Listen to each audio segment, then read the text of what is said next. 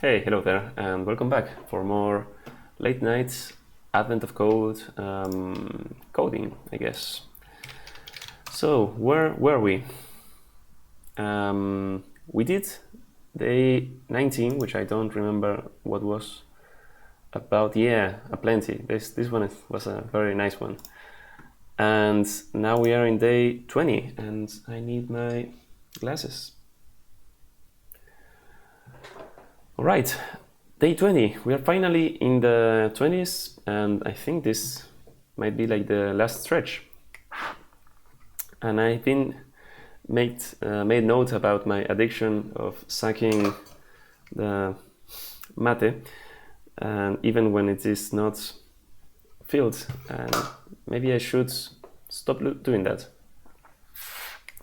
But anyway, day 20, pulse propagation. There is a lot of prose here and some weird things. Okay, let's read what this is about. With your help, the elves managed to find the right parts and fix all the machines. Now they just need to send the command to boot up the machines and get the sand flowing again. So, okay, let's remember we are in Desert Island and we have the machine parts flowing in, so we have machines and we need to get them working. Okay.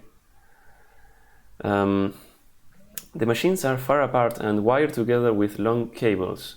The cables don't connect to the machines directly, but rather to communication modules attached to the machines that perform various initialization tasks and also act as communication relays. Okay. Modules communicate using pulses. Each pulse is either a high pulse or a low pulse. When a module sends a pulse, it sends that type of pulse to each module in its list of destination modules. Okay. There are several different types of modules. Flip-flops modules.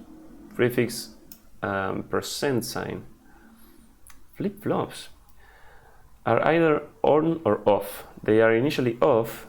If a flip-flop module receives a high pulse, it is ignored and nothing happens. However, if a flip-flop module receives a low pulse, it flips between on and off. If it was off, it turns on and sends a high pulse. If it was on, it turns off and sends a low pulse.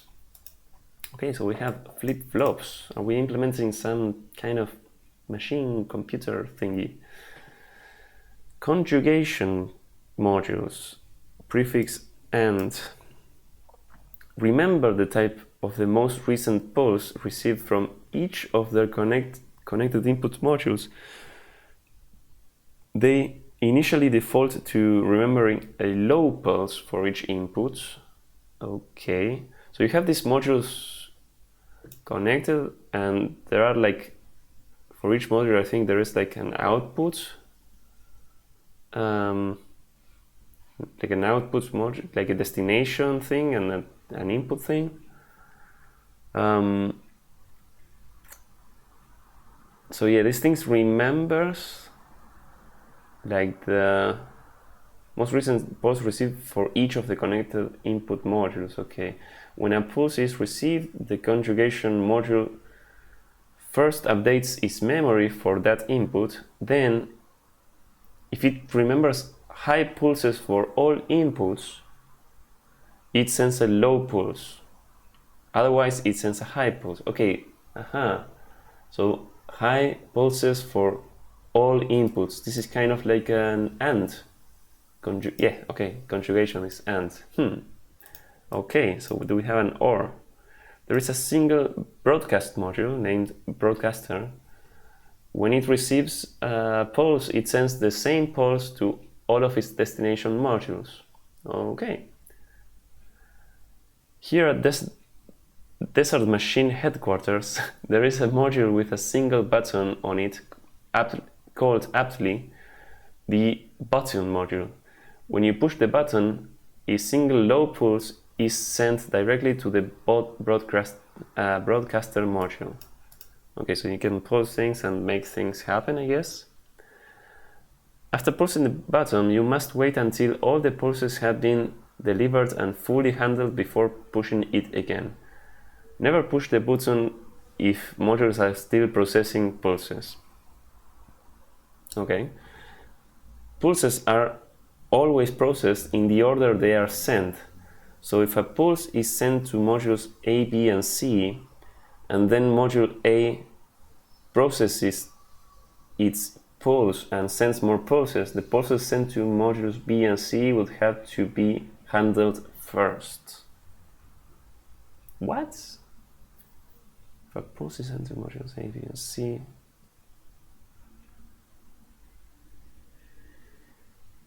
so yeah, there is an ordering thing here. I don't know how this is going to affect the results, but I hope that there is an easy to follow example. The module configuration, your puzzle input lists each module. The name of the module is preceded by a symbol identifying its type, if any. The name is then followed by an arrow and a list of its destination modules. For example, broadcaster, so the destination for the broadcaster is A, B, and C. You have A, B, and C. These were flip-flops, right? Yeah. And then inf, that sends things to A. Why is it called inf? Like inverse? In this module configuration, the broadcaster has 3 destination modules named A, B, and C. Each of these modules is a flip-flop module, as indicated by this prefix. A outputs to B, which outputs to C, which outputs to another module named inf. Inf is a conjunction module, as indicated by the AND prefix, which, because it has only one input, acts like an inverter. It sends the opposite of the pulse type it receives. So how was that conjunctions works? It remembers the thing, and then if it remembers high pulses for all inputs, it sends a low pulse. Okay, otherwise it sends a high pulse. Okay, so if there is only one input and you send a high pulse, it then sends a low one, and if you send a high pulse, if it remembers a low pulse, it sends a high pulse. Okay, I think it kind of makes sense, I'm not sure. Okay. Then, where were we? We were in this example, the inverter, yes, it outputs to A. By pushing the button once, the following pulses are sent. So the button sends a low pulse to the broadcaster. Okay, so here's the ordering thing, I guess. The broadcaster sends low pulses to A, B, and C. Then A sends a high pulse because it's a flip-flop and it was off, and the low pulse makes it, how was it the thing? They are off. If it receives a high pulse, it's ignored and nothing happens. But low pulses are what makes them flip.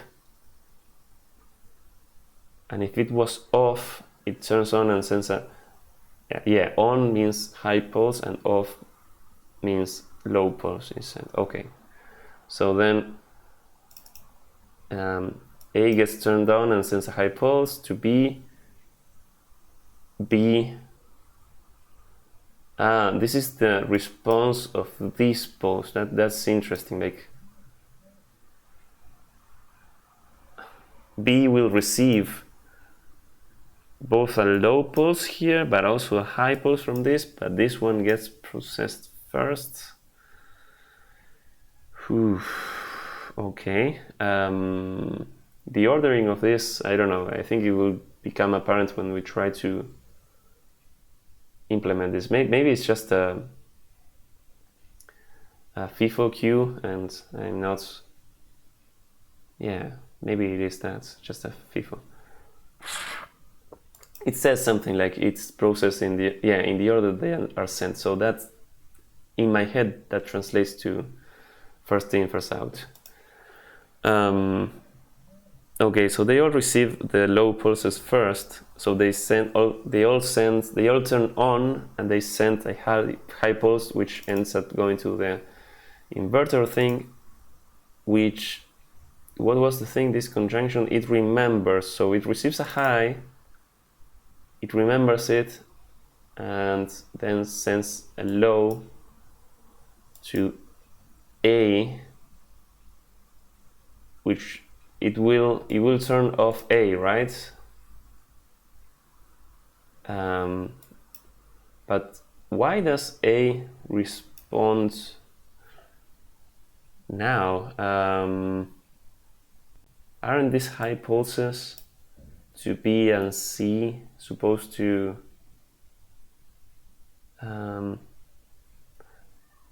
affect them first?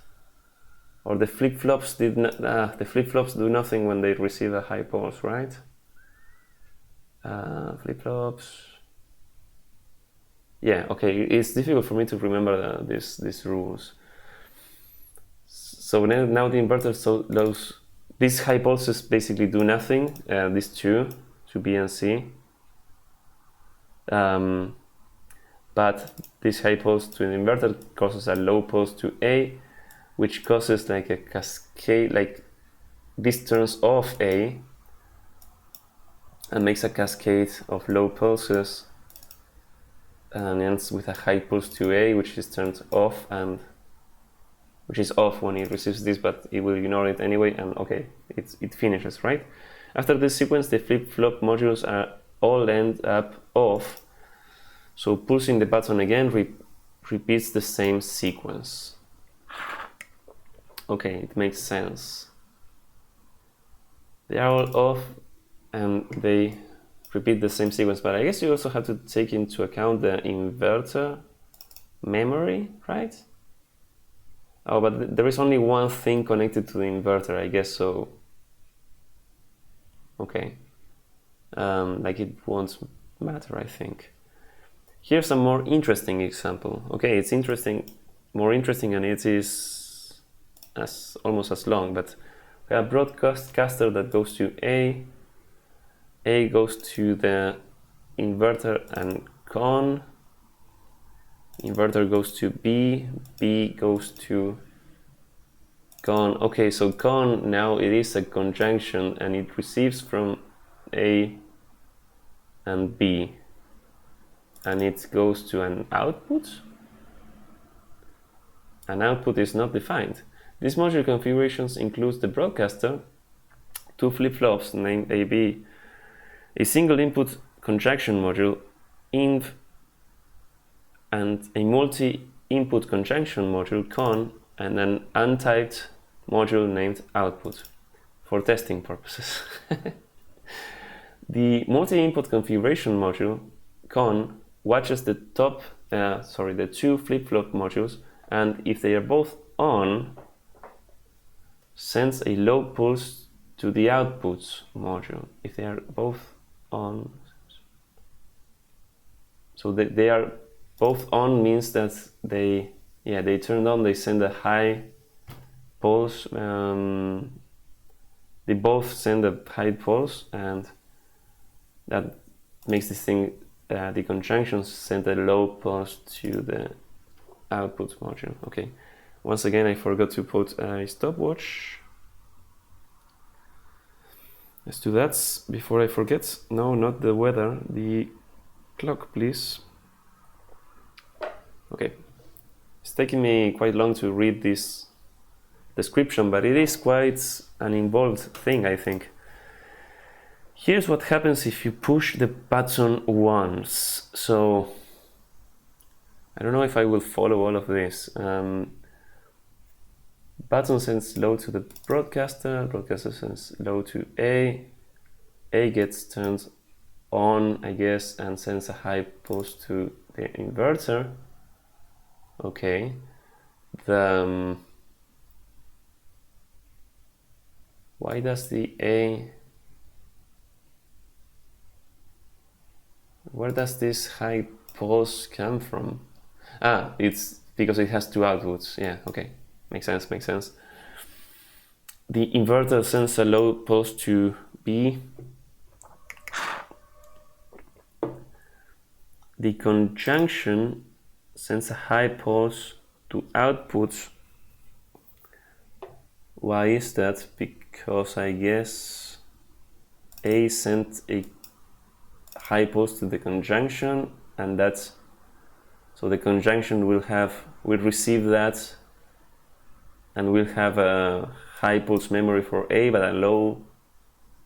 The conjunction is also connected to B, but it didn't receive a pulse from B, so okay, it sends a high pulse to the output.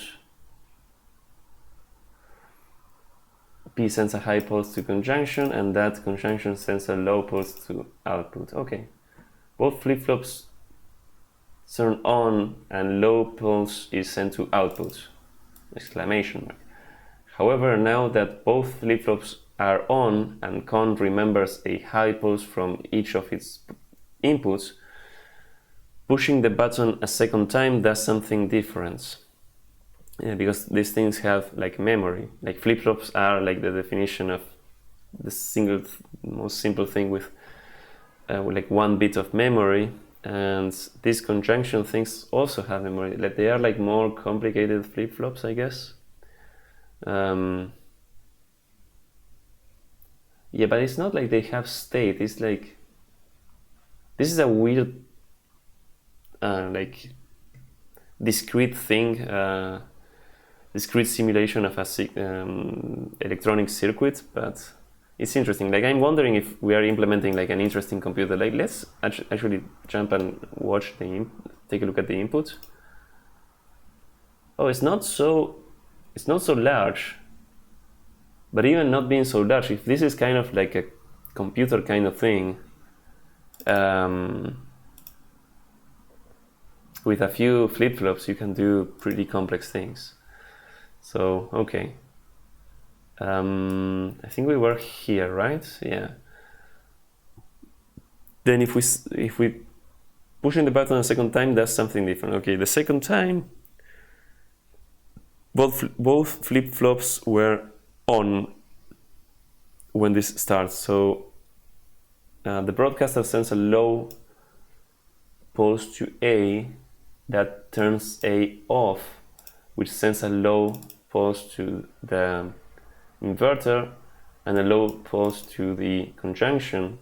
The inverter sends a high pulse to B, which will be ignored, and the conjunction will send a high pulse to the output.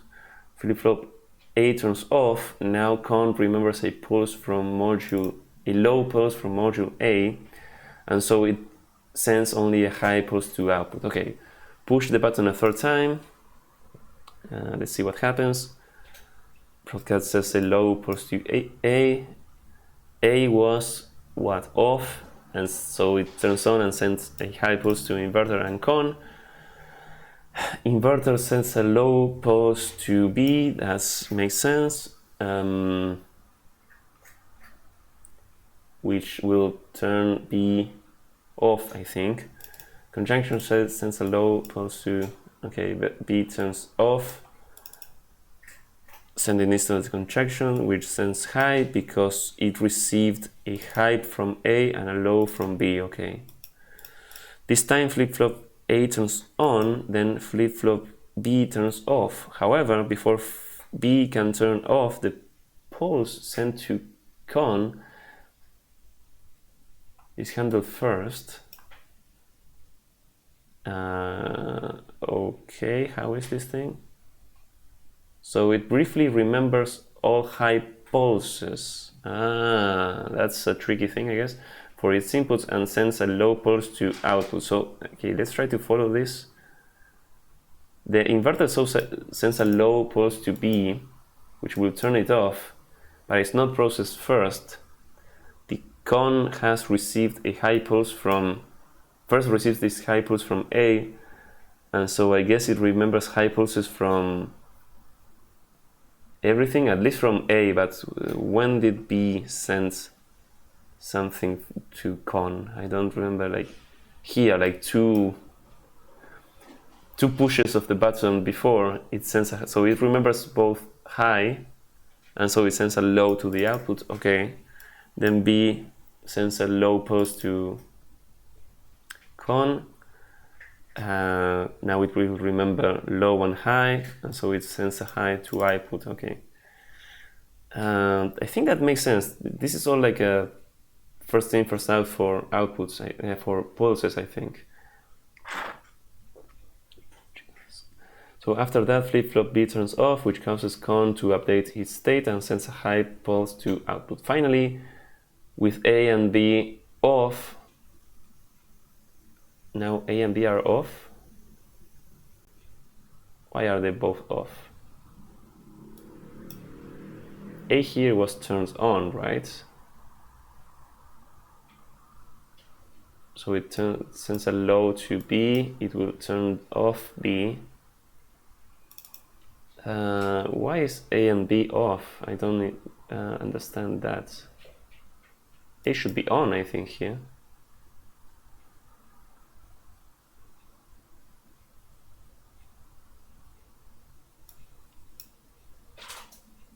I'm not sure. This time flip-flop turns on, the flip-flop turns off. Yeah, isn't this an error in the description? Like, why are A and B off? This is the fourth time we press the button, but I think A should be on, if I'm not mistaken. Here yeah. Oh, sorry, I read it wrong. Finally, with A on and B off, I read A and B off, and I got confused. Okay, it would have been like really surprising to see like an error in an Advent of Code description. Like, of course, that there's a very low chance of that happening. Okay, so finally they are both off, but doesn't it happen the same as the first time? It doesn't happen, like, it's not the same because I guess con has some memory. So button sends a low to the broadcaster, which sends a low to A. A is on, but it turns off, so it sends a low to the inverter and a low to the conjunction. The inverter sends a high to B, which will be ignored, and the conjunction sends a high to outputs. Okay, this completes the cycle. A turns off, causing con to remember only low pulses and restoring all modules to their original states. To get the cables warmed up, the elves had pushed the button 1,000 times. Okay. How many pulses got sent as a result, including the pulses sent by the button itself? Okay. In the first example, the same thing happens every time the button is pushed. 8 low pulses and 4 high pulses are sent. So after pushing the button 1,000 times, 8,000 low pulses and 4,000 high pulses are sent. Okay, multiplying this together gives... Oh, Simona! I got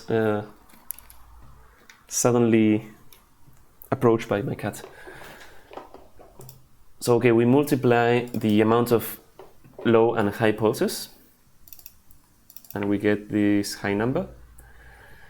In the second example, after pushing the button 1,000 times, 4,000, so how many times until...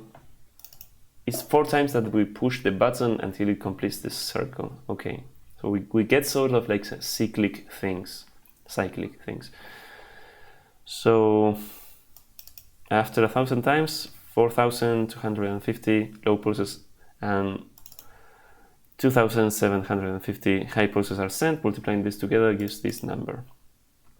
Consult your module configuration. Determine the number of low pulses and high pulses that you would be sent after pushing the button 1,000 times. Waiting for all the pulses to be fully handled after each push of the button. What do you get if you multiply the total number of low pulses sent by the total number of high pulses sent? Okay.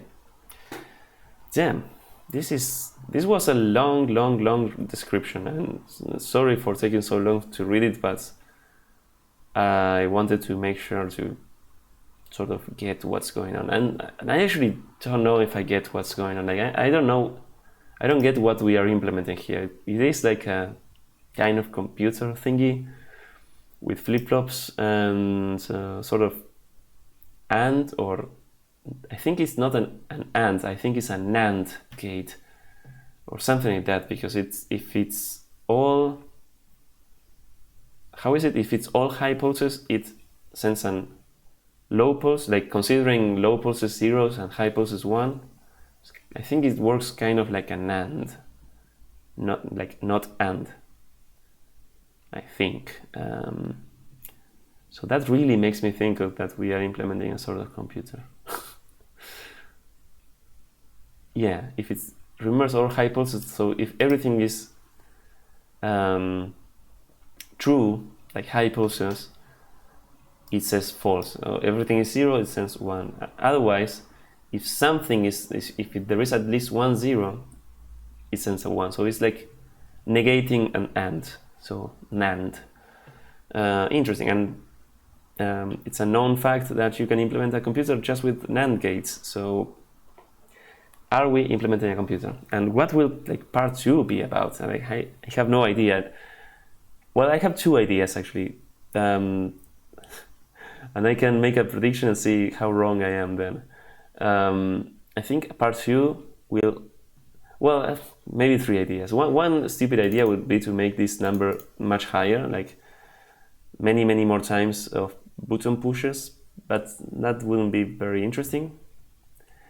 Another idea would be to have a reveal of what this thing is doing, like, oh, this is actually, I don't know, a clock computer, or I don't know, an advent calendar or whatever, and like interpret what's happening in some way. That would be very nice.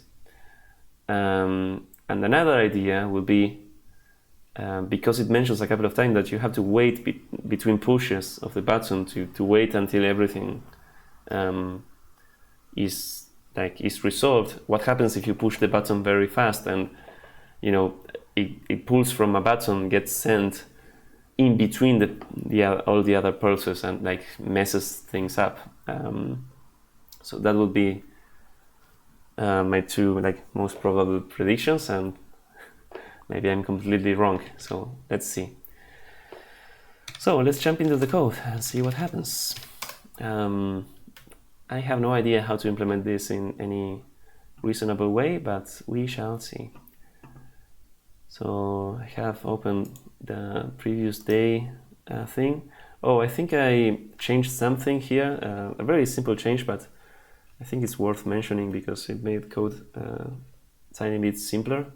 So the structs that we were handling, we had a lot of different structs, and many of them have like lifetime annotations because of this little fella that had like a string slice.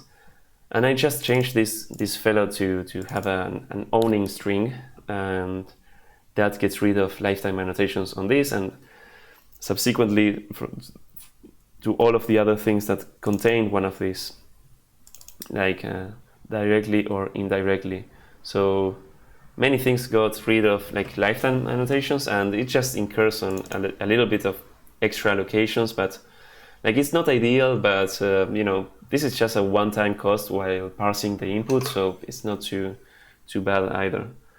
And yeah, it was a very simple change, like 5-minute change, but it simplified things, I think. And I also got rid of this thing being clonable and copyable, and just use references to these things when I need them. So yeah, that was a little change. Anyway, let's go to today's, or I guess yesterday's, or even 2 days ago's puzzle. So this is finally day 20, and this was pulse propagation. typical alliteration by advent of code. Propagation. Okay, and let's copy our template inputs directory, day 20. And man, is VS Code or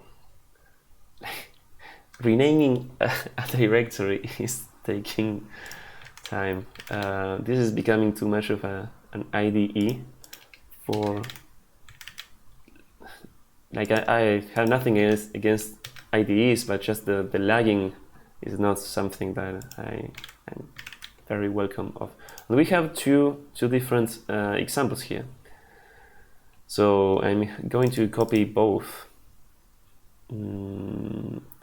because they behave quite differently. The first example resets everything after just one push from the button, and the second one is more interesting because it keeps some memory, like a different memory between, or different state between button pushes. So let's call this thing sample A, and the sample A out is what? The first example, this is what we should have.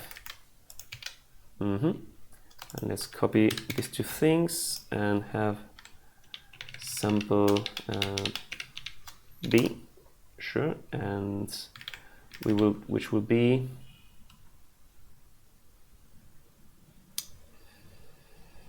this is what happens. More interesting example is this,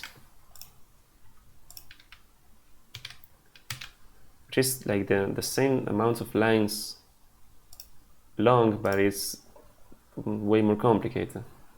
Okay, and sample B out will be this number. Okay.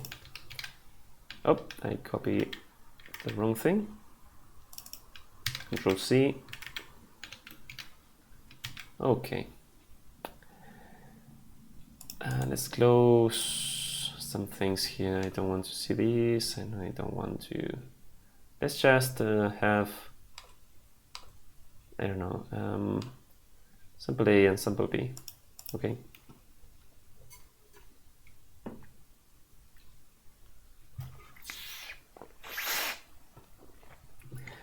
Okay, so what will we do? How are we going to model this thing? For the pulses themselves, I guess I'm going to have like some sort of first in, first out data structure. Like we have will be just a vector, a vec DQ or vec dec that can, you know, you can push things from the back and pop things from the front, which is exactly what we want. And so that should be simple enough. Now for the configuration of things, that's the tricky thing. And also let's take a look at the input, if we can figure something out. We have how many flip-flops? 48. 48, that's a very like power of 2-ish number. Not exactly a power of 2, but you know, the sum of 32 and 16 makes me think about binary things, of course. And then we have quite a bit of NAND gates, nine of them. The broadcaster, and I guess we don't have an output. So it's interesting that some of these examples have an output for testing purposes, which could be, yeah, it could be useful. Like we can have like an output type or something like that, or an if condition, like, hey, if a pulse is sent to something called output, print this thing or something. So what I'm wondering is, can we model this thing in sort of a similar way to how the input comes?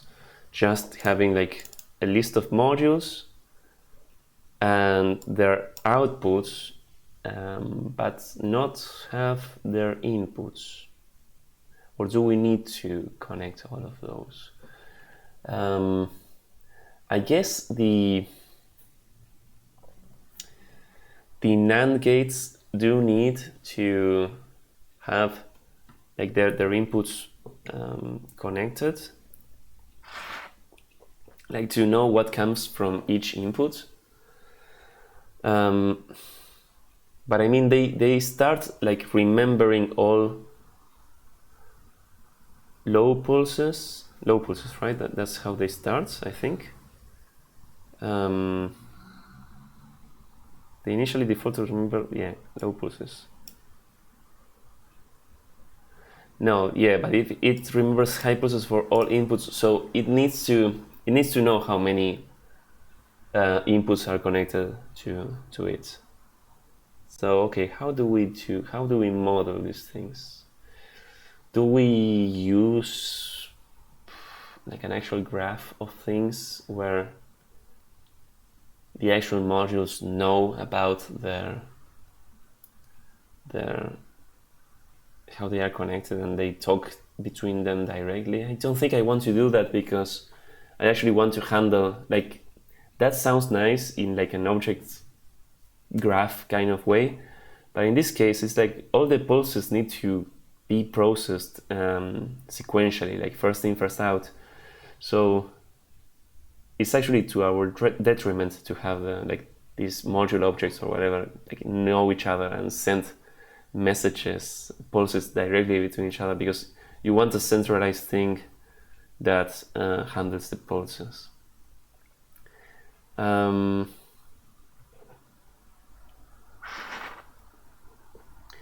And the flip-flops can also have multiple inputs, I think. I'm not sure.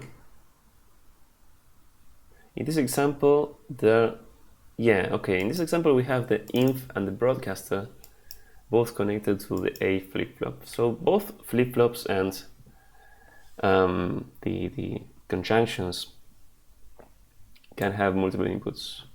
Sure. The flip-flops don't really care, because if they receive a high pulse, they do nothing, and if they receive a low one, they do their thing.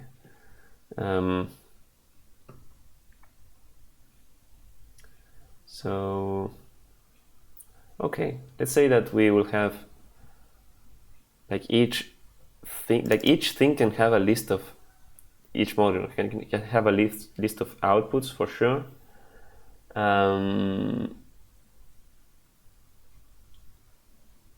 But the inputs, like I'm thinking about like parsing this also, it's kind of weird. When things go to, like this can declare, yes, this is connected to an inf, but we haven't parsed this yet, so we have to then kind of do two passes to know about the inputs for inf. And in the second case, when we have con here, it's kind of the same. We need to like connect things to it. I think we cannot really escape that. Like we will need to do two passes. So okay. I think that will be needed. Sure. And about like IDs of these things and stuff, I'm thinking that like whether to use names like this, or like convert all the names to ID, like numeric IDs, and just have indices or something like that. I will keep the names. For start, so like at the beginning, and see what happens. So, okay, let's try to start coding something and see what happens. So we're gonna have to start by where we usually start, which is to parsing things. And sure, we can have, like, we are gonna have our modules. They will have a name and sort of a type of modules that they are. And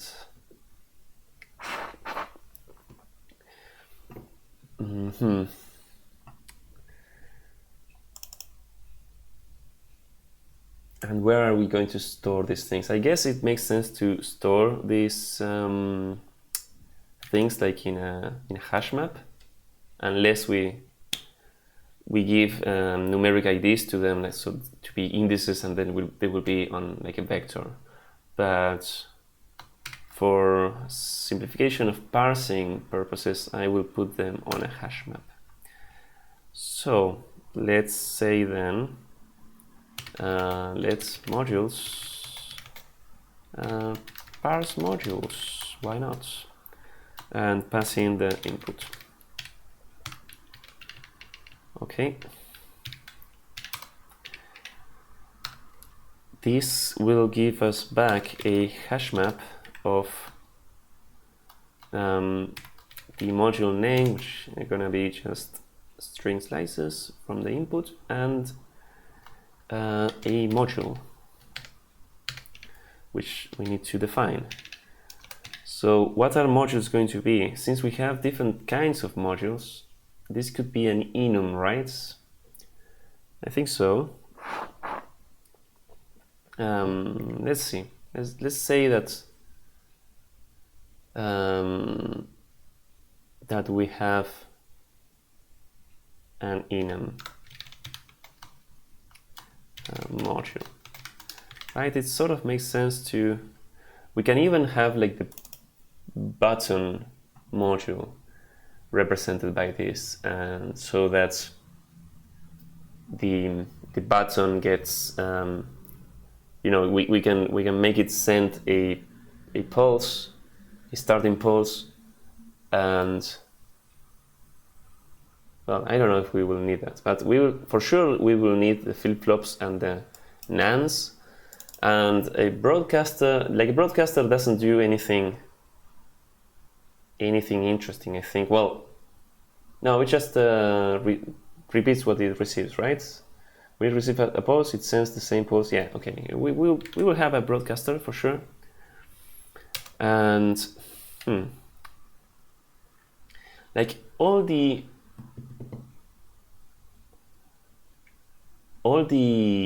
modules have and like a list of outputs, I guess. But only the conjunction actually cares about their inputs and has a memory about their inputs. So it has to, like, well, how do we say that? Let's say that we have a broadcaster that will broadcast to different modules. So let's say that it has its out modules in a vector strings, like just the IDs of the modules it broadcasts to, a flip-flop, which again has its outputs, I guess, and it has a state. So okay, it seems like since this thing okay, let's say that it has a state and it's a boolean. I will probably make these things actual structs at some point. And we have these conjunctions. Do I call these things NAND, or let's call them conj? And conjunctions have memory about what was the last pulse that was sent from their input. So I think they will have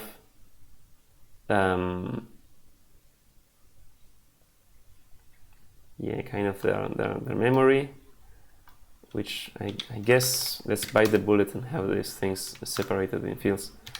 we have a memory, which will be a vector of like which module was that it sent this this pulse, and whether it was high or a low pulse. How are we going to say high or low? We could use booleans for this, I guess. We could have like an enum pulse with two variants and say high and low, but booleans could be fine, I guess. The default of a boolean is false, so that corresponds quite well with the defaults of these guys. So yeah. And then our outputs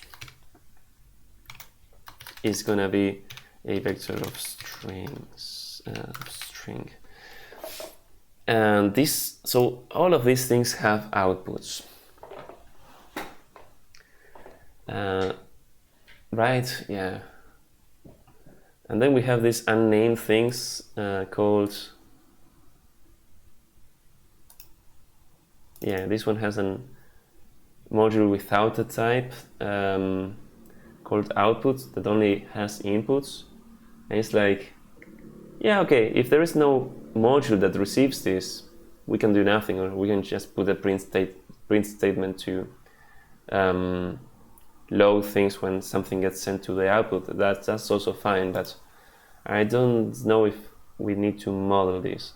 What I don't like about this, even if we put this in proper, like, say we call this thing state, it's bool, and outputs is this, and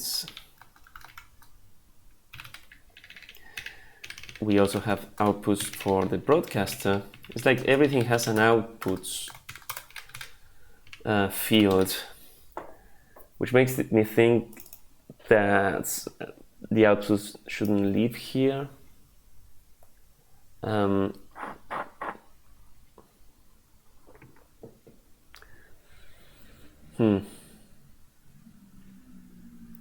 But like the state for this, the important state for these two things is the flip-flop state and the conjunction like memory. So we could have those two things, you know, modeled like precisely, and have something else to model the connections.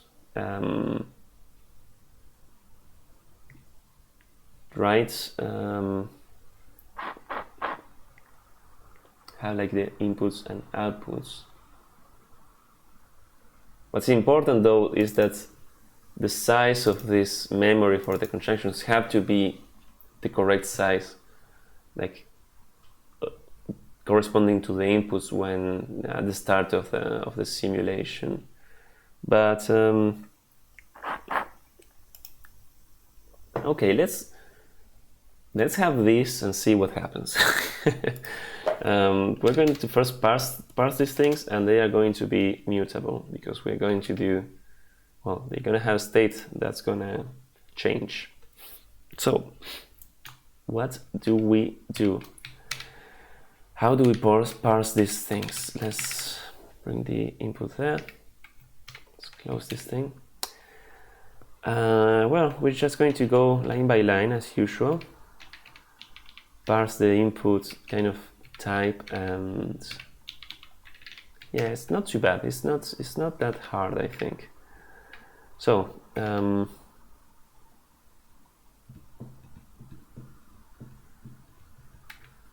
broadcaster, yeah.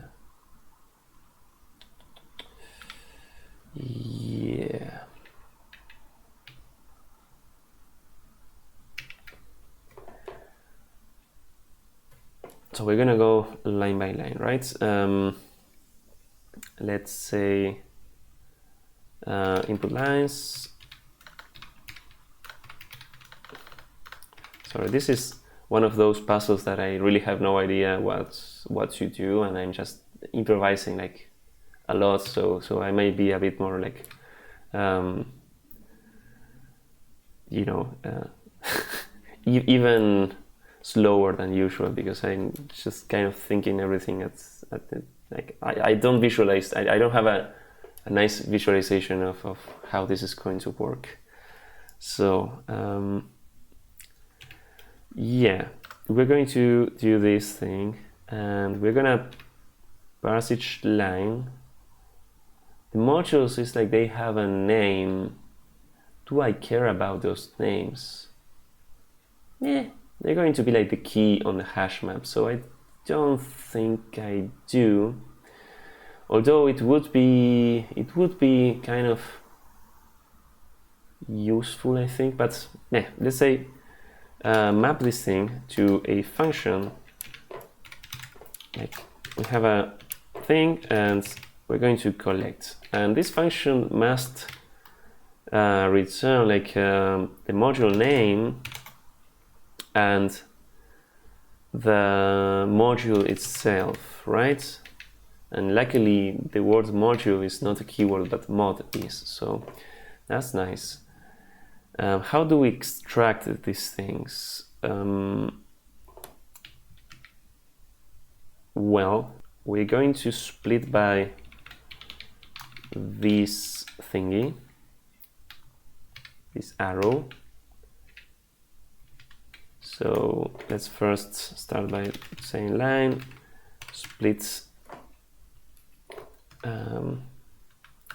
once,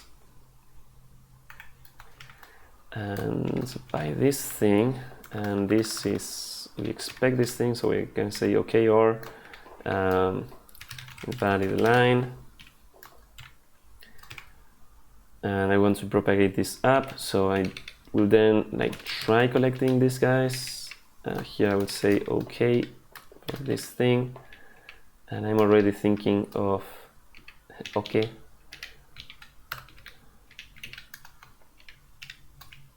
like extracting this into a little function which will of course be called parse module, that will return a module name and a module, a result of this. You see, result of these guys. Okay. You shouldn't be complaining, or yeah, maybe you should, because this maybe should be AOC result of this, and now you are complaining because iterator try collect iter tools. Would you be happy with this? Yes, you're happy now. Okay, so we have splat by this thing. We also need to like the outputs of the module is like we can know about those things. So let's do that first. Let outputs be, oh, I need to assign this to something. So this is gonna be the name and the, but not exactly the name, it's like the name and the symbol. Yes. And the outputs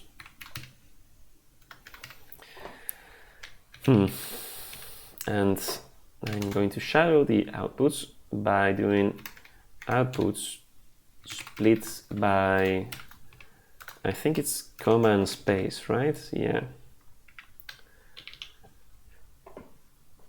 We're gonna do that, and then just do a map of this string and say string. So we have an owned string, and that's why we're going to pass to all of this to like not have to deal with lifetimes on those. And we're going to collect into a vector for this. Okay. And then we are gonna like sort of match by the name, right? What are we going to do? Unfortunately, I think that there's no way of matching.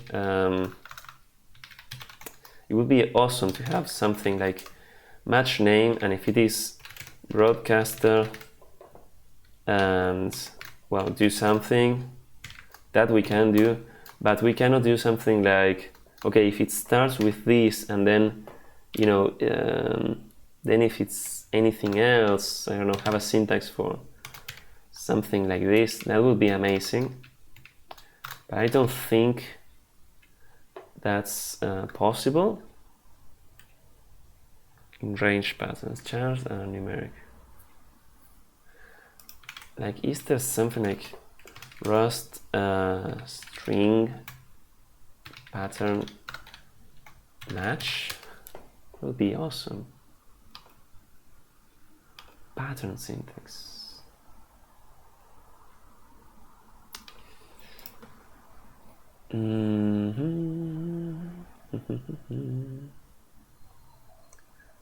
Yeah, that is not what I'm looking for. Probably this won't have what I'm looking for. I mean, we could do something.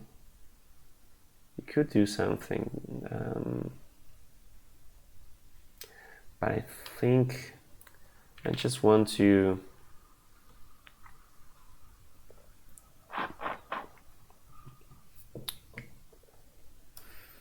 I will just do it with a chain of if else's. So let's say let's module be if the name is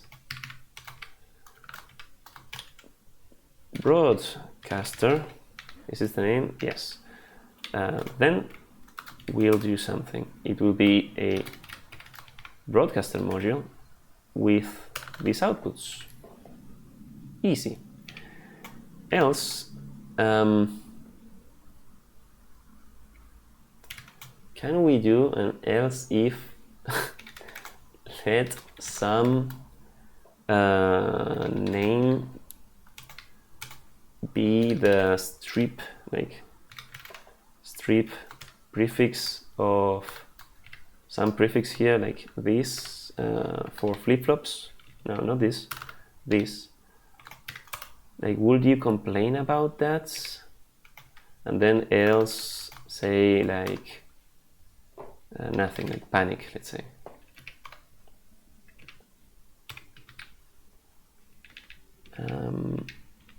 Here, you know, if it starts with, and I don't know if it's already complaining here, have incompatible types. Hey, maybe this is possible. So we are stripping the prefix here, and so name is now the actual name, and we know that it starts with this prefix, so we can now say, okay, it's a flip-flop module.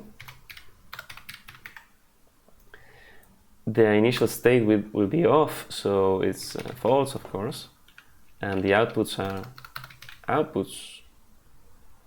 Okay, it's kind of works. And we need do need the name though. So should we just early return from all of this? Maybe. Can we say like, okay, name and this, and just be the return type? You will need some OKs here, but maybe this shall work.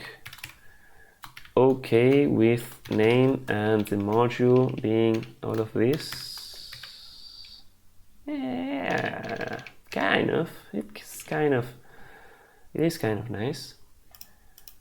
You are complaining though about what?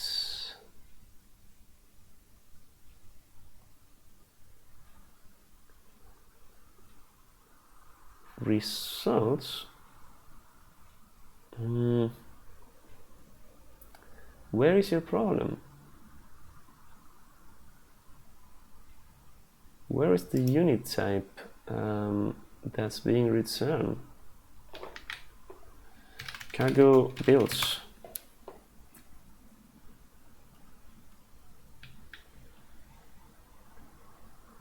storing a local binding line 40.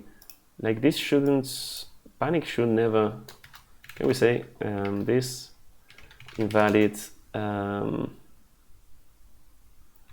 module name, like we can even format this module name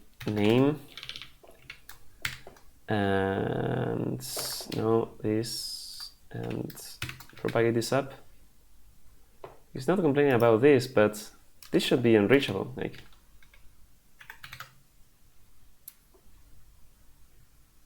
oh, I'm assigning this module. Ugh, I forgot about this. That was our mistake.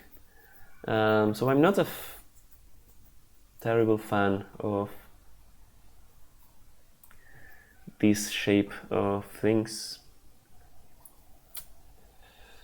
We are sort of repeating the name and stuff, but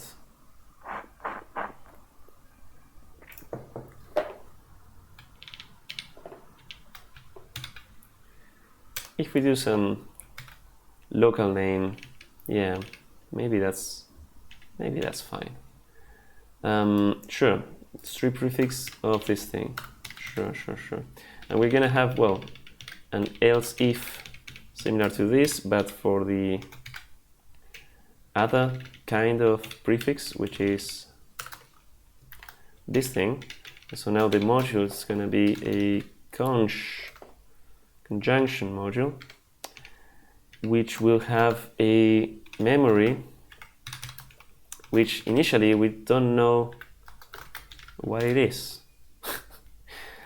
And we have to connect things to this, right? But I think that will be it for the parsing. So that's my maniac tick that I have to fix, of like sucking the matter when it is empty. Yeah, it's much better when it has something in it. So okay, let's pretend that we have parsed the modules successfully, and now I want to like connect the conj modules. So I'm just going to iterate over them, and what am I going to do? Actually, I need to iterate, yeah, over all the modules and see which of them have a conjunction as their outputs, and then yeah, put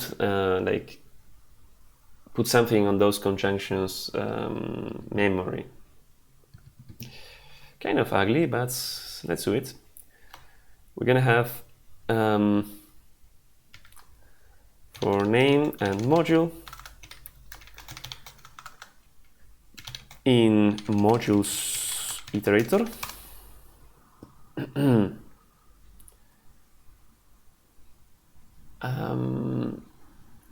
And okay, the module, we cannot access its outputs. Yeah, this is kind of a problem. Yeah, this sucks. We cannot access its outputs here because oh, this is already this is not the type that I want. No, it is. No field outputs in module, because yes, every module has outputs, but it's not like it's an enum, it's not a struct. That sucks. It does suck. So this modeling is already failing before even doing anything, because I would like to iterate over all the outputs of each module, then look up that output's name in the modules itself and see what type of module that is, and then modify that guy. That doesn't seem like a good idea. And also I would need to like modify a thing that I'm pointing from here. Yeah, all of that is not very nice, I think.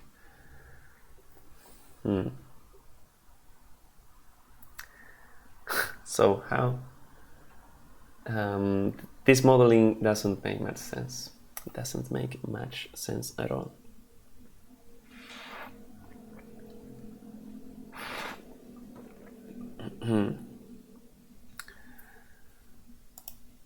So what do we need? Like, what does every module have? Basically a name and their outputs.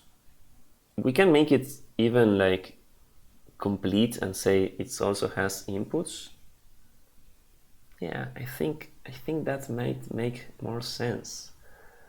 That might make more sense.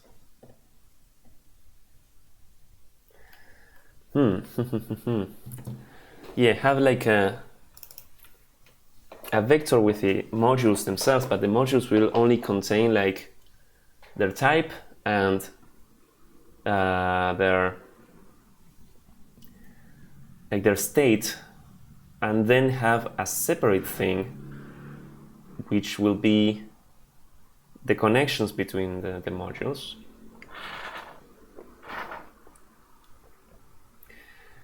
Yeah, that sort of makes more sense in my head, at least.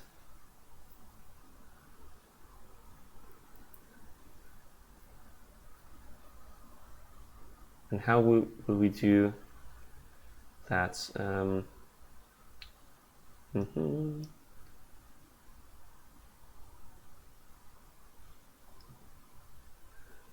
Yeah.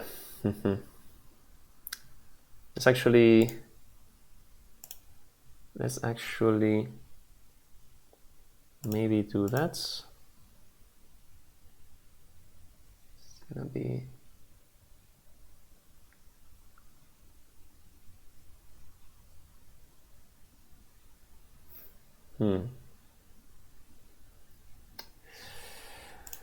Yeah, modeling things is sometimes more trickier than than one would expect. Yeah, what I would prefer to have, let's yank these outputs from here. Like the outputs do not, let's say that they don't belong in this. Okay? In this parse module,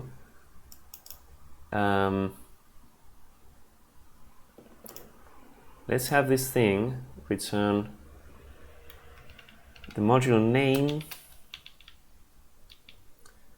the module itself, and the outputs for this module. So a vec of, I guess, having like string slices for this might not be that bad, to be honest. Let's not do then this little map here. See if this makes more sense. At least in my head it kind of does, but I'm not even sure. Still, it's going to be outputs in all of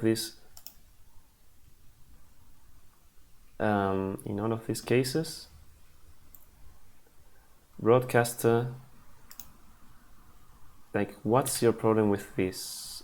Expected value found struct.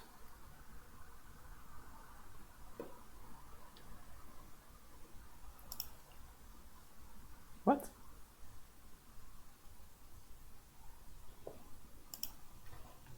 Isn't this like, yeah, module broadcaster? Oh, I need to, yeah, add this to make like the constructor kind of thing. That's fine. Yeah, here it's gonna be the outputs, and the outputs don't live here. That's fine. If I inline you now, will you be happy to live there? Yes, you are happy. Nice, I'm happy too. Yeah, and this thing should have a memory of something. Let's leave the memory like this. Probably it should be a hash map instead of a vector, like this thing goes to this thing, something like that. Sure. And where it's going to be a hash map new, no outputs here and outputs here. Sure. And you are going to also return this thing.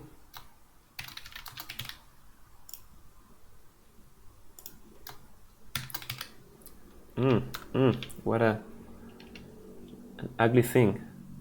A hash map from stir to what? Oh yeah, because since now this is not this is getting better and better each time. No, okay, let's not make the hash map yet. Let's make this thing just a tuple here. And now you try collect. Why are you failing? Cannot be built from iterator over this. But oh, yeah, of course, a vector of these things. A vector of these things. Okay, we're going to have this, and now this is sort of the parsed input. And from these I want to sort of extract the modules themselves and have like then the connections,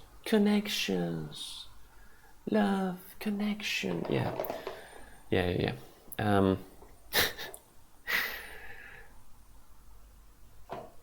Okay, let's pretend that makes some sense. We're going to now build basically a connected graph of these modules, and the connected graph can be connections. Let's call it graph. We're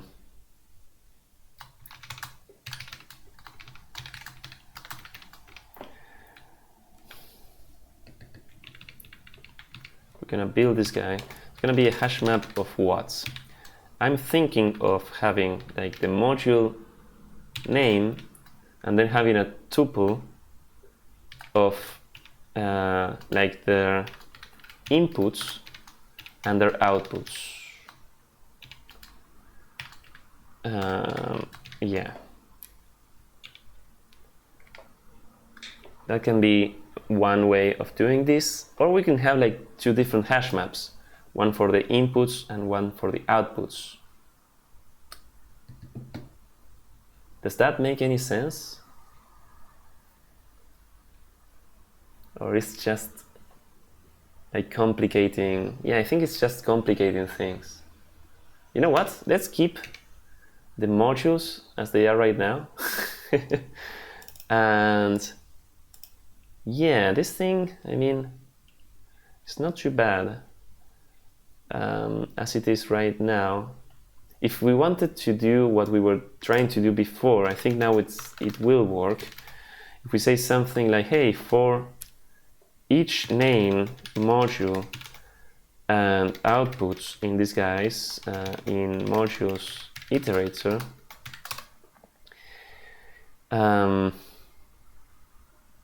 yeah, if we want to now operate overall the outputs, we know how to do that.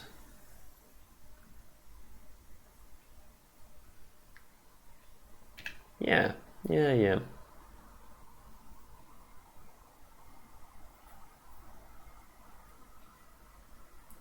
I think that kind of makes some sense. In fact, just a final tweak about this. What if this just returns a hash map where the keys are the strings and then the values are these tuples? Isn't that just what I want? I think that is. And here we would need to just do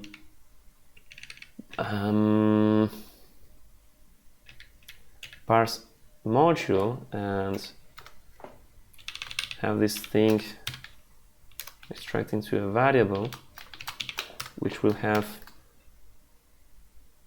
well, we need to propagate this guy up, right? Yeah. Try collect.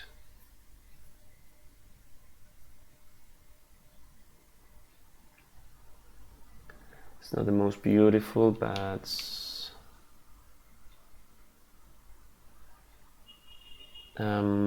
this can fail. What am I trying to do here? What am I trying to do? Yeah, let's just pretend that this will give me the module name, module and outputs. Propagate an error up, but we are inside of this function, so this will just say OK with a name and these two things bundled together. Okay, very little stupid transformation there, which we'll need to do also here, but okay.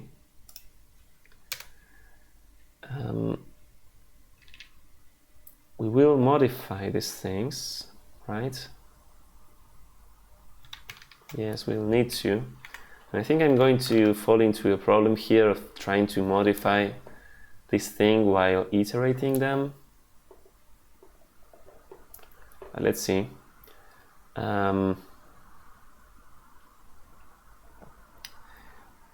What do we want to say? We want to say, hey, outputs. Want to iterate over you for name in outputs iterator. Outputs here is a, yeah, it's a vec. Okay. I want to say I want to get this output module, basically. Let's out module be modules by this name. Beautiful. And this is actually like a tuple, right? Yeah. So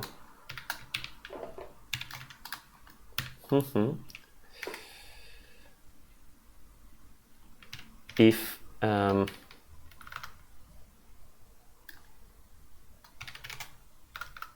let's module,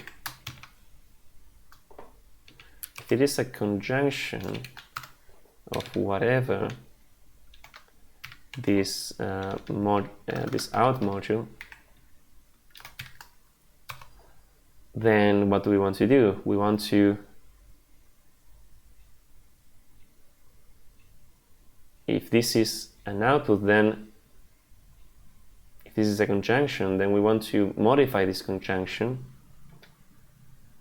So the out module, like the input, yeah, that's the thing. We want you mem. We want you to have, and this is not going to work, but we'll see how to fix this if we can.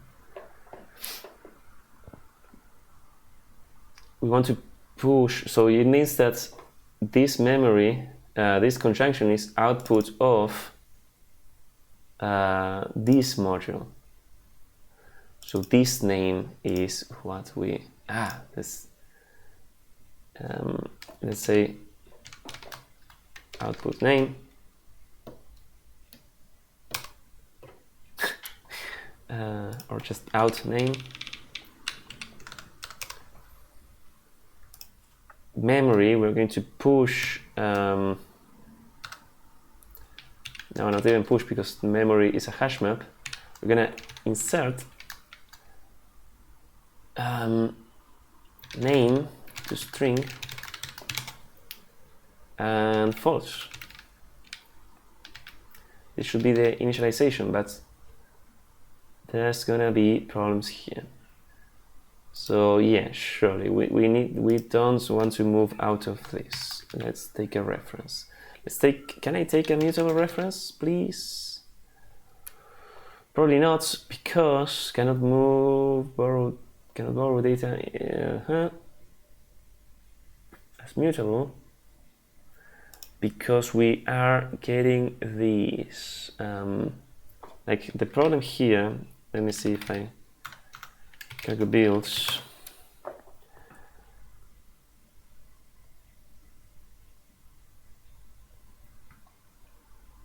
Why can I not trade?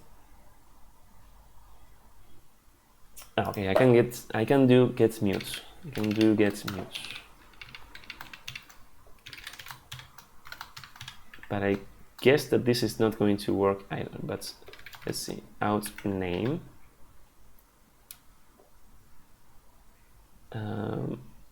Oh, maybe this did work. Let's unwrap here.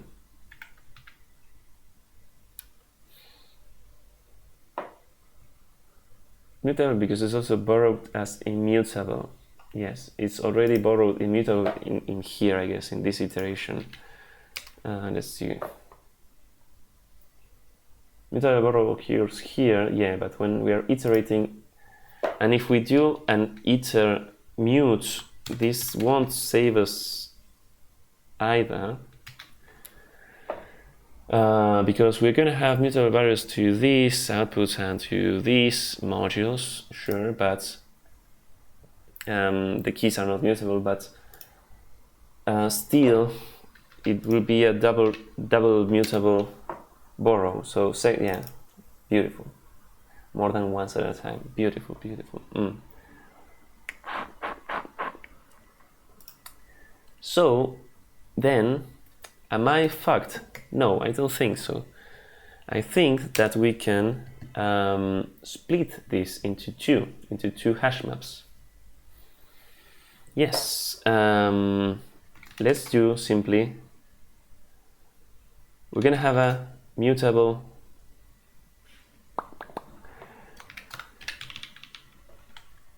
Let's say this is the modules, I don't know, data, whatever. Yes. This is going to make more sense. I'm just going to split things up. And this, which I have already changed quite a bit, I'm going to change it back to be a simpler vector of tuples of size 3. And hopefully this will be the last time I'm changing this.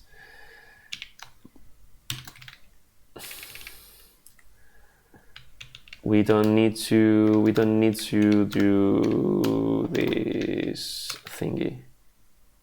Yes. We're gonna have this, beautiful. We are, let's sort of not mutate this, I don't know. Let's not mutate.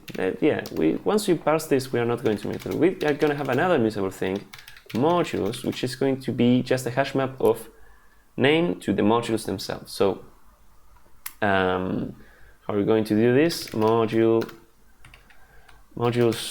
data, the naming there can be improved. We're gonna iterate over this. We're gonna map into, here we're going to have the name and the module, and the outputs we're going to ignore and just have these two, name and output, and then just collect.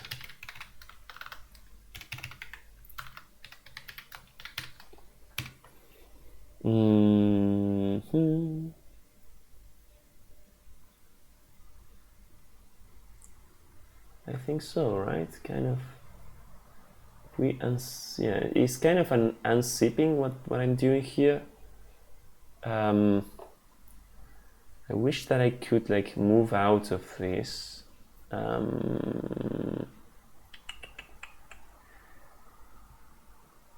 think I can.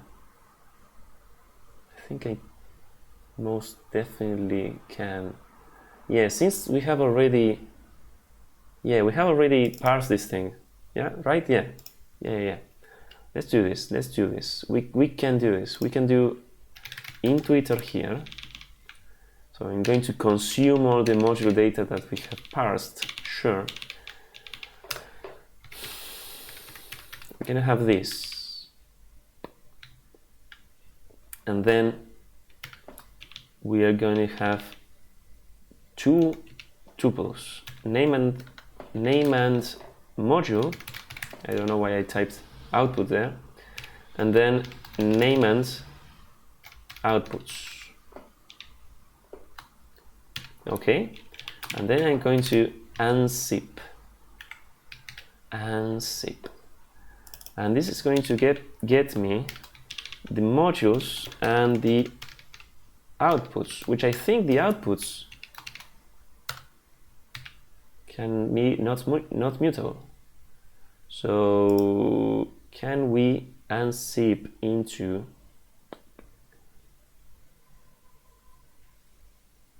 this should return two thingies. And can these two thingies be a vector, like two vectors? Just define them as this. No, not two vectors, two hash maps actually. Hash map and hash map. Can I do this thing? Why not? Oh, because hash map needs two parameters, but I want everything to be inferred. Yes, actually this worked. Awesome. Great.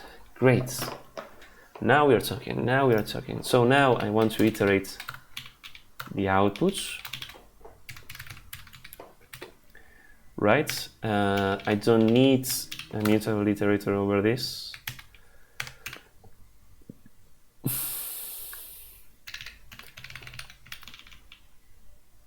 So these are the outputs for all the modules. So let's name this inner thing just outs.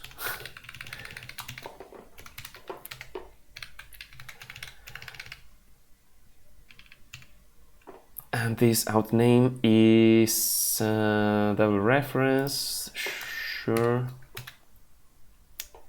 What's your problem here? Type cannot be indexed by. Oof. No, modules data is not what I want here. I want the modules actually. And now, yeah, this is now an out module. It makes more sense.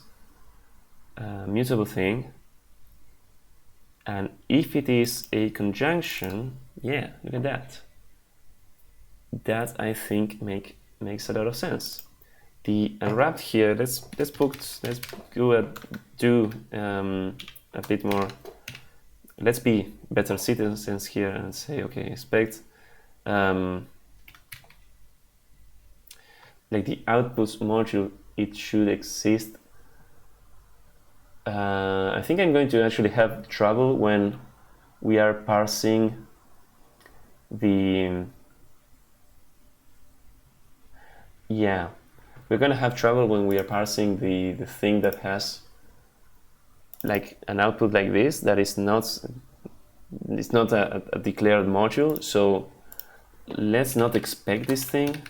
Let's actually have let's inline this thing even, and let's say if this is some and if it's none, we don't care. Yes. Now we should have all of the finally, this was just parsing and like connecting the outputs to the conjunctions inputs, and I don't know if this actually worked. But let's print what we have. Print line. I want to see what the modules, how the modules look. Let's say modules are gonna be this, and let's actually like pretty print them.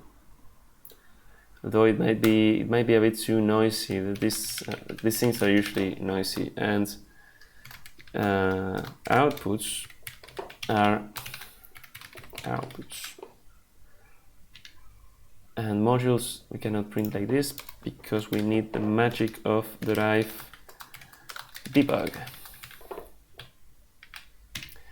And if we cargo run, this is the first time we are running this at an hour and 30 minutes most likely of video. That's awesome. Not really. This sample A, sure. It didn't crash. That's a good start. So modules A is a flip-flop. Awesome. I have my face in the middle.